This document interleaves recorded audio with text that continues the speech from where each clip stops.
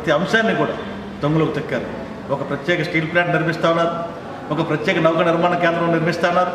మరీ ముఖ్యంగా higher education కోసం పెట్టే మన విద్యాలయాలన్నిటికీ కూడా ఒక్కొక్క విద్యాలయానికి ఎన్ఐటి కానీ, ఐఐటి కానీ, ఐఐఎం కానీ, మరి ట్రైబల్ యూనివర్సిటీ కానీ, లా యూనివర్సిటీ కానీ 1000 కోట్ల రూపాయలు అవుతుంది.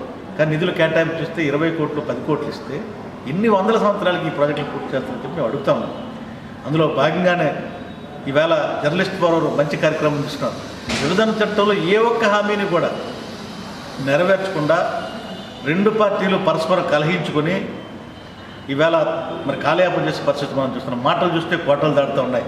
చంద్రబాబు నాయుడు గారు చైనా తిరిగినా, విశాఖపట్నం సిఏ సదస్సులో 5 లక్షల కోట్ల రూపాయలు పెట్టుబడులు వస్తాయని చెప్పి ఎంఓఐలు చేసినా, రేపు రష్యా వెళ్ళినా, జపాన్ వెళ్ళినా, సింగపూర్ వెళ్ళినా, లండన్ వెళ్ళినా, అమెరికా వెళ్ళినా ఏ ఒక్క కంట్రీ నుంచి కూడా ఒక ఎర్ర యాగాన్ని కూడా రాని పరిస్థితి మనం చూస్తున్నాం.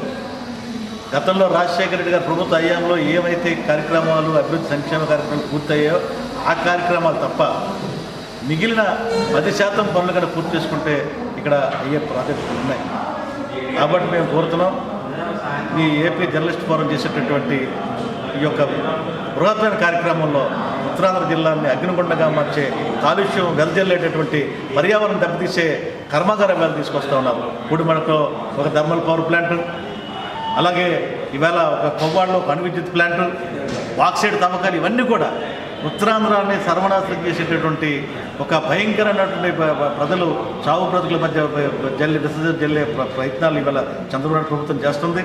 కేవలం అమరావతి, చంద్రబాబు నాయుడు గారికి అనుకూలంగా ఉన్నటువంటి గుంటూరు, కృష్ణ తన సామాజిక వర్గం చెందిన వారు బాగోగుల కోసమే, తన తాలూకా స్వప్రయోజనాల కోసమే, తన తాలూకా లక్షలాది కోట్ల రూపాయలు అవినీతి సొమ్ము ఖజానా దోపిడీ కోసమే తప్ప ఎక్కడ కూడా చంద్రబాబు నాయుడు గారి ప్రభుత్వం ఎక్కడ కూడా ఈ రాష్ట్రాన్ని అభివృద్ధి చేసే పరిస్థితి లేదు.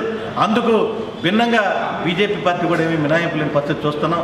వెంకయ్యనాయుడు గారి ద్వారా మరి ఇవాళ రక్షింపబడుతున్నారు. ఇంత అవినీతి పరిపాలన మీద కేంద్ర ప్రభుత్వం ఎటువంటి చర్యలు తీసుకోకుండా, ఈ రాష్ట్రానికి ఎర్ర ఏగానే కూడా ఇవ్వకుండా, కాంగ్రెస్ పార్టీ విభజించి ఎంత పాపం చేసిందో ఇవాళ బీజేపీ కూడా ఈ యొక్క విభజన చట్టంలో ఉన్న అంశాలని మరి ఇవ్వకుండా అంతే పాపం చేస్తుందని చెప్పి మీ ద్వారా తెలియజేస్తాను.